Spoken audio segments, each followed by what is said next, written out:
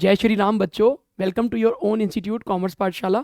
आज हम लोग अपना 11th अकाउंट्स का फर्स्ट लेक्चर आपको पढ़ाने जा रहे हैं। तो उसके अंदर हम लोग का टॉपिक है बेसिक्स, इंट्रोडक्शन और कुछ थोड़े थोड़े पॉइंट्स आपके अकाउंटिंग इक्वेशन के। तो आइए जरा शुरू करते हैं हमारा टॉपिक। आइए मैं आपके सामने एक स्टोरी रखने वाला हूँ, आप उस स्टोरी को ढंग से सुनिएगा, क्योंकि देखिए अकाउंट्स आपका जो सब्जेक्ट है वो आपके लिए नया है। तो एकदम से मैं आपको डेफिनेशंस पे ले जाऊँ, टेक्निकल पॉइंट्स पे ले जाऊँ, उससे पहले मैं चाहता हूँ कि आप थोड़ा सा अंडरस्टैंड करें कि अकाउंटेंसी हमारा एज अ सब्जेक्ट है क्या क्या।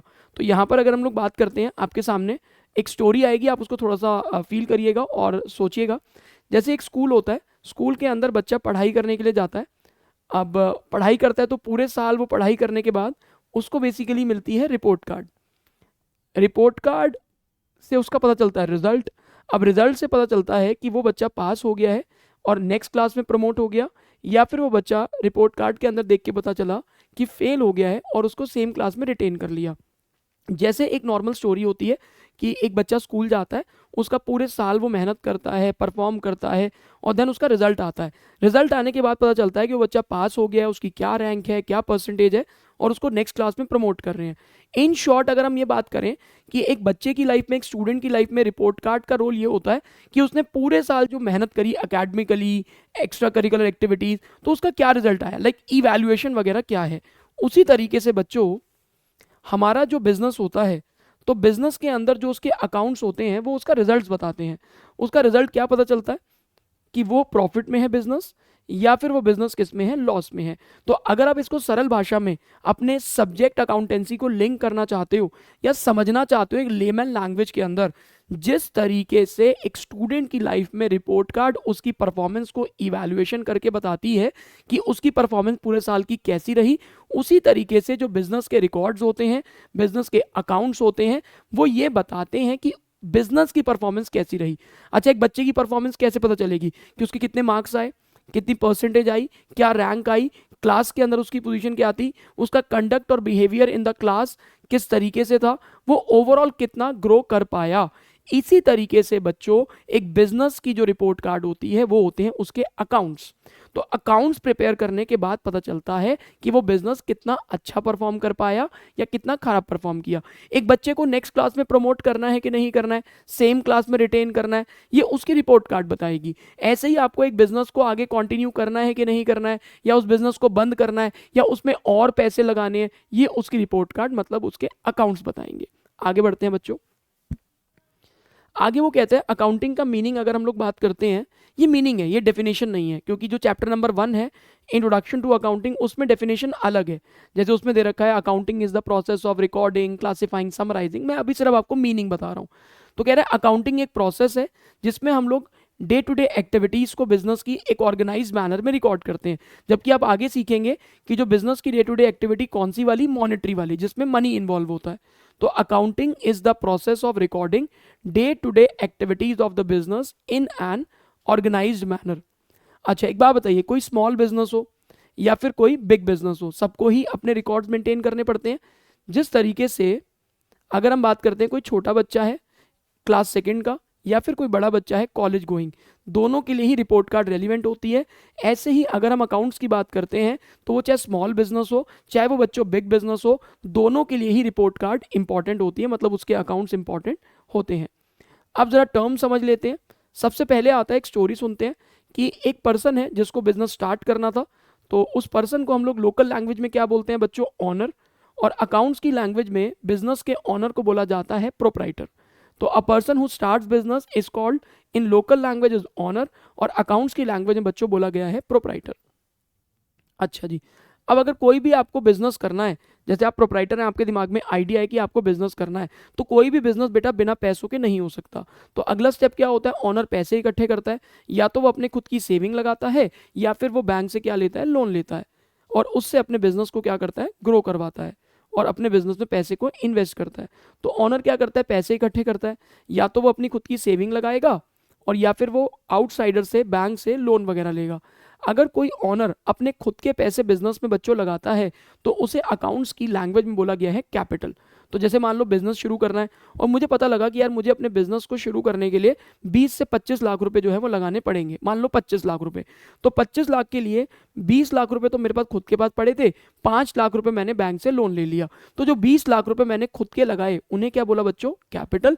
और जो मार्केट से लोन लिया उसको हम लोगों ने बोला कि जो हम लोगों ने लोन लिया है वो लोन फ्यूचर में कभी ना कभी तो लौटाना पड़ेगा, और अगर फ्यूचर की ड्यूटी है लौटाना पड़ेगा तो उसे हम लोगों ने अकाउंट्स की लैंग्वेज में क्या बोला है बच्चों, लाइबिलिटी। तो इन शॉर्ट अगर बिजनेस स्टार्ट किया, अपना पैसा लगाया तो क्या बोला, कैपिटल। मार्केट से उधार लिया तो उसे हम लोगों ने क्या बोला, लाइबिलिटी।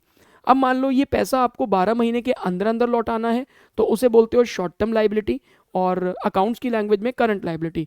और अगर ये पैसा लौटाने के लिए, मतलब जो आपने लोन लिया है वो पैसा लौटाने के लिए आपको 12 महीने से ज़्यादा का टाइम मिल गया, मान लो 2 साल, 3 साल, 4 साल, 5 साल, तो उसे बोलते हैं लॉन्ग टर्म लाइबिलिटी। और अकाउंट्स की लैंग्वेज में इसको बोल देते हैं नॉन करंट लाइबिलिटी, जैसे ये लिखा हुआ है। तो शॉर्ट टर्म लाइबिलिटी को क्या बोलते हो, करंट लाइबिलिटी, और लॉन्ग टर्म लाइबिलिटी को क्या बोल देते हो, नॉन करंट। और ये शॉर्ट टर्म और लॉन्ग टर्म कैसे डिसाइड होगा, अगर जिसकी पेमेंट हमें 12 महीने के अंदर अंदर करनी है वो होता है शॉर्ट टर्म, और जिसकी पेमेंट 12 महीने से ज़्यादा में करनी है या बेसिकली आपका, तो उसे बोलते हैं नॉन करंट। तो कहने का मतलब ये हो गया, अगर किसी की पेमेंट 12 महीने के अंदर अंदर करनी है, मतलब 12 महीने में ही करनी है एग्जैक्ट, तो उसे भी बोलोगे करंट लाइबिलिटी। ठीक है जी। अब आप लोगों ने क्या किया, बिजनेस तो के लिए पैसा तो इकट्ठा कर लिया, लेकिन अब सिर्फ पैसे से तो काम नहीं चलेगा ना, आपको क्या करना पड़ेगा, सेटअप लगाना पड़ेगा।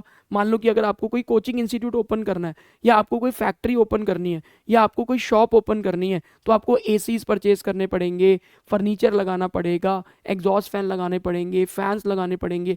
कोचिंग इंस्टीट्यूट की बात करें तो कैमरा हो गया, स्मार्ट बोर्ड हो गया, सीसीटीवी हो गया, रिसेप्शन हो गया, फोटोकॉपी मशीन हो गई। तो सारी चीज़ों को आपको अरेंज करना पड़ेगा, माइनस सब चीज़ों का आपको सेटअप वगैरह करके चलना पड़ेगा।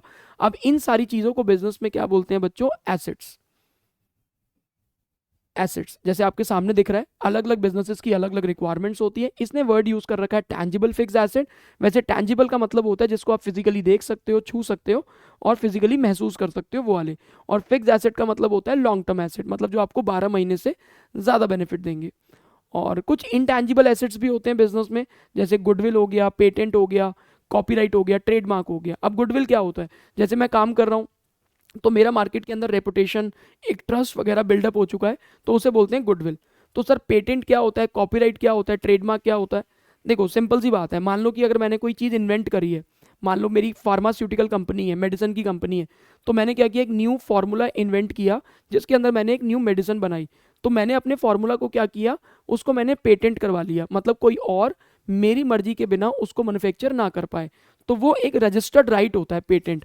मान लो मैंने कोई बुक बनाई जिसकी पब्लिकेशंस वगैरह करवाई हैं, तो अब बुक बनाई है, मेहनत तो करी है, इन्वेंट नहीं किया कुछ, लेकिन अब मेहनत करी है। या फिर मैंने कोई फिल्म बनाई, मैंने कोई म्यूजिक बनाया, तो मैंने उसके ऊपर कॉपीराइट करवा लिया। कॉपीराइट करवाने का मतलब ये होता है कि मैंने उसको रजिस्टर करवा लिया अपने नाम पे, कि मेरी मर्जी के बिना उसको कोई यूज़ ना कर पाए। ऐसी ट्रेडमार्क होता है, जैसे बिजनेस का सिंबल हो गया, नाइकी का राइट का साइन है, लुई फिलिप्स का अपना साइन होता है, तो हर ब्रांड का अपने कुछ ना कुछ सिंबल होते हैं। तो इस तरीके से अब आईफोन का अपना एक साइन है, JBL का अपना एक साइन है, जितने भी ब्रांड्स हैं, मैकडॉनल्ड्स हो गया, बर्गर किंग हो गया, डोमिनोज हो गया, सबके अपने ट्रेड सिंबल्स हैं। तो हमारे पास ऐसी एसेट्स भी होती हैं जिनको आप फिजिकली देख नहीं सकते, छू नहीं सकते, महसूस नहीं कर सकते, बट वो आपको बिजनेस में लंबे समय तक बेनिफिट देती हैं। जैसे गुडविल है, गुडविल तो विश्वास है, विश्वास को तो सिर्फ महसूस कर सकते हैं ना, फिजिकली देख छू सो थोड़ी सकते हैं। जैसे पेटेंट हो गया तो वो एक रजिस्टर्ड राइट है, जैसे ट्रेडमार्क हो गया, कॉपीराइट हो गया, तो ये सब मेरे रजिस्टर्ड राइट्स हैं। तो एसेट्स बनानी पड़ेंगी भाई। ऑनर क्या करता है, अरेंज करता है डे टू डे की फैसिलिटीज, पैसा जब आ जाता है उन्हें फ्यूचर का राइट बोलते हैं। अब उनको आपने टेक्निकल भाषा में क्या बोला, एसेट्स। अगर आपको 12 महीने तक बेनिफिट देंगी तो उसे आप बोलोगे करंट एसेट, और अगर आपको 12 महीने से ज़्यादा कोई चीज़ बेनिफिट देगी तो उसे आप लोग बोलेंगे नॉन करंट एसेट, या फिर क्या बोलेंगे, फिक्स एसेट्स। ये तो इन्वेस्टमेंट था। जैसे नॉन करंट एसेट्स को इन्होंने दो पार्ट में डिवाइड किया, एक बोला आपका फिक्स एसेट्स, और फिक्स एसेट्स के अंदर एक बोला टैंजिबल और एक बोला इनटैंजिबल।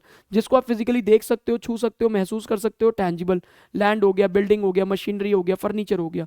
इनटैंजिबल के अंदर जिसको आप फिजिकली देख नहीं सकते, छू नहीं सकते, बट स्टिल वो आपको लॉन्ग टर्म बिजनेस में बेनिफिट प्रोवाइड करते हैं, जैसे goodwill, patent, copyright, trademark, software. Computer के अंदर जो सॉफ्टवेयर होते हैं तो वो भी हमें लंबे समय तक बेनिफिट देते हैं, बट फिजिकली उनको हम देख छू नहीं सकते। ठीक है जी, इन्वेस्टमेंट भी होती है, इसको हम बाद में डिस्कस कर लेंगे। अब उसके बाद मुझे आपको पढ़ाना था,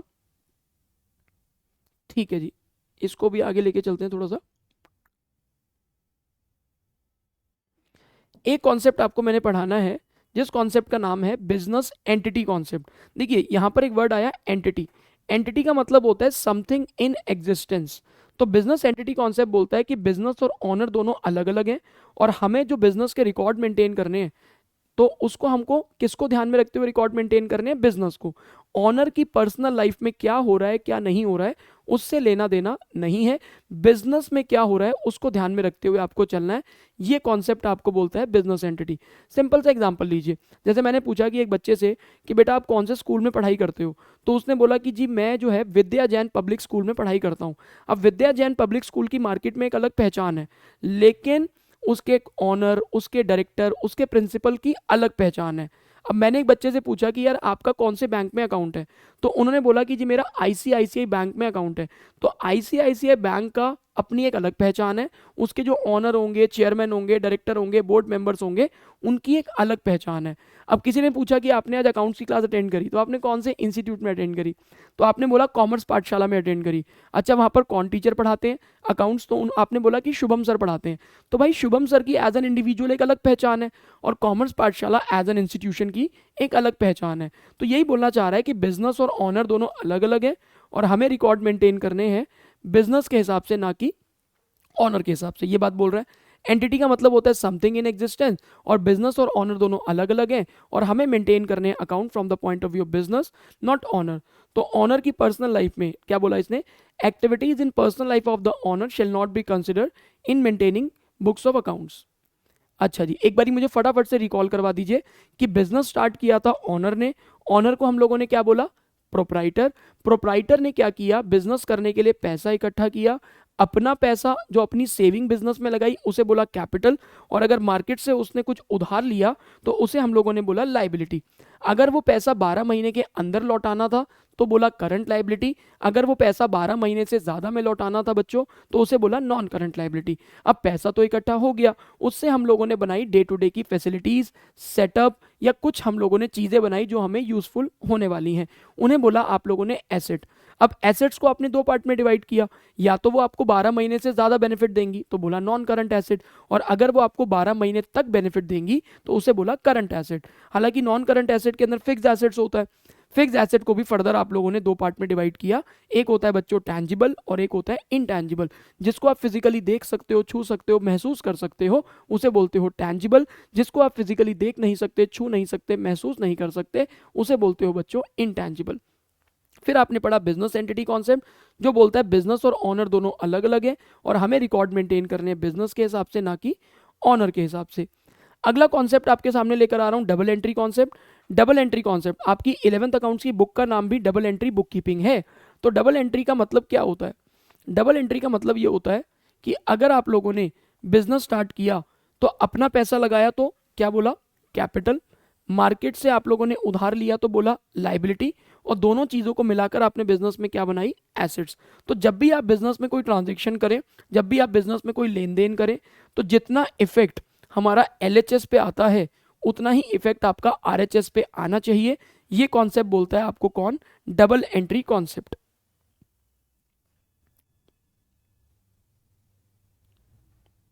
आइए स्टार्ट करते हैं एक बारी, कुछ एग्जाम्पल से हम लोग चीज़ों को अंडरस्टैंड करने की कोशिश करते हैं।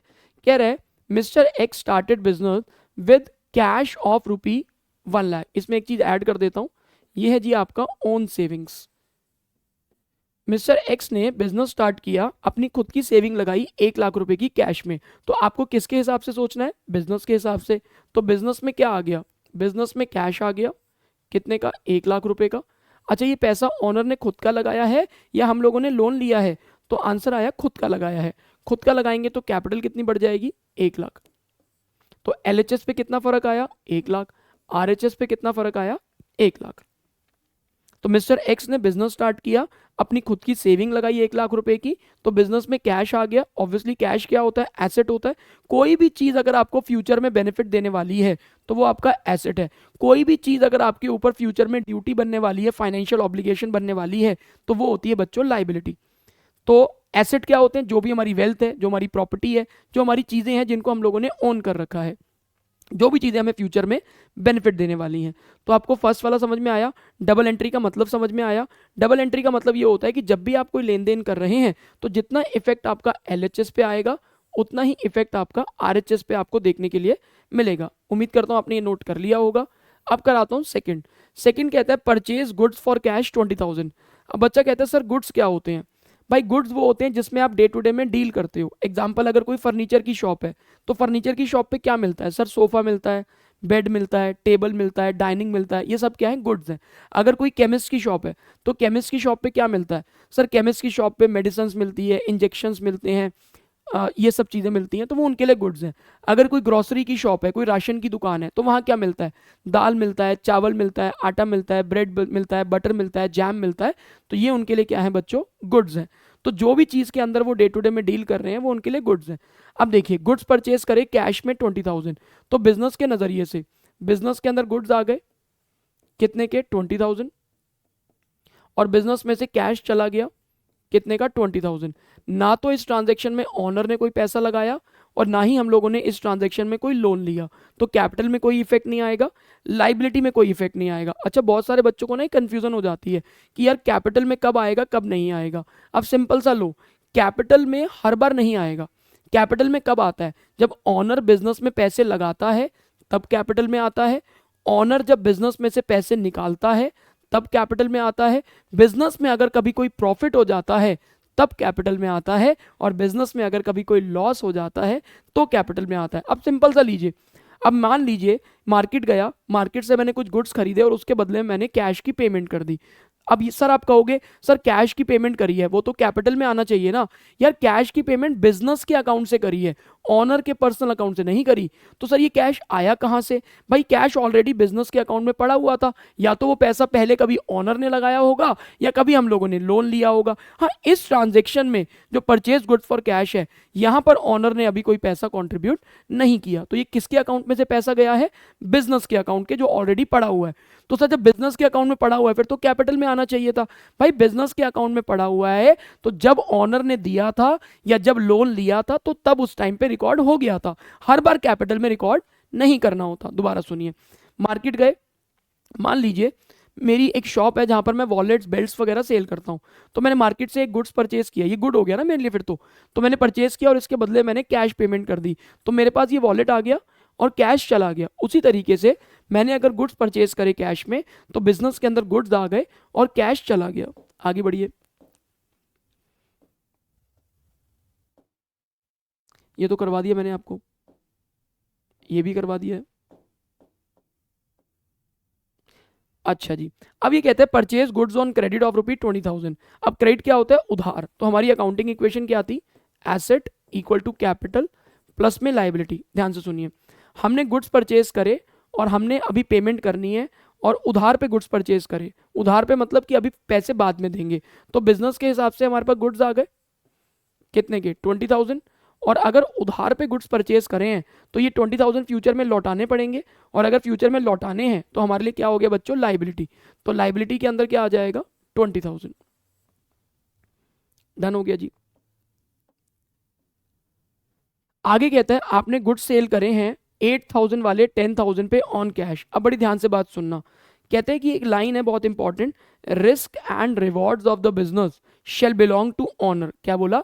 Risk and rewards of the business shall belong to owner. मतलब बिजनेस में जो भी रिस्क होते हैं, बिजनेस में जो भी रिवॉर्ड्स होते हैं, वो सब किससे बिलोंग करते हैं? ऑनर से। इसी वजह से सारे प्रॉफिट्स को कैपिटल में प्लस कर देते हैं और सारे लॉसेस को कैपिटल में से माइनस। तो ट्रांजेक्शन क्या है हमारी? Asset equal to capital plus में लाइबिलिटी। देखिए बिजनेस में क्या आ गया हमारे पास? बिजनेस में से गुड्स चले गए 8,000, ये देखिए ना, गुड्स 8,000 वाले चले गए, और आपने कितने पे सेल आउट करे हैं? 10,000। तो बिजनेस में कैश कितने का आ गया? 10,000। अब 8,000 का सामान अगर आपने 10,000 का सेल आउट किया है तो 2,000 रुपए का क्या हो गया? प्रॉफिट। और मैंने अभी क्या बताया? Risk and rewards of the business shall belong to owner, that is why all profit shall be added in capital and all losses shall be deducted from capital. तो 2,000 का प्रॉफिट हो गया तो कैपिटल में क्या हो गया बच्चों? प्लस। दोबारा सुन लीजिए, कैपिटल में कब जाएगा? कैपिटल में जाएगा, इसने क्या बोला, risk and rewards of the business shall belong to owner, that is why all profit shall be added in capital and all losses shall be, losses की स्पेलिंग गलत है, सही कर लेना, LOSS आएगा, all profit shall be added in capital and all losses shall be deducted from capital. तो capital में क्या आएगा, ऑनर अगर बिजनेस में पैसे लगाएगा तब आएगा, ऑनर अगर बिजनेस में से पैसे पर्सनल यूज के लिए निकालेगा तो माइनस होगा, प्रॉफिट होंगे तो प्लस होगा, और अगर कभी लॉस होंगे तो आपका माइनस होगा। डन है जी। इस ट्रांजेक्शन को एक बारी आप लोग नेक्स्ट क्लास में कर लेते हैं इसको। यहाँ तक हम लोगों ने नोट डाउन कर लिया है और यहाँ तक हम लोगों ने चीज़ें पढ़ ली। 1 मिनट दीजिएगा, एक बार रिकॉल करवा देता हूँ। बिजनेस स्टार्ट किया था ऑनर ने, अब आप मेरे साथ साथ बोल सकते हो, बिजनेस स्टार्ट किया था ऑनर ने। ऑनर को क्या बोलते हैं बच्चों, प्रोप्राइटर। प्रोप्राइटर ने जब अगर अपने खुद के पैसे लगाए, अपनी खुद की सेविंग लगाई, तो उसे बोलते हैं कैपिटल।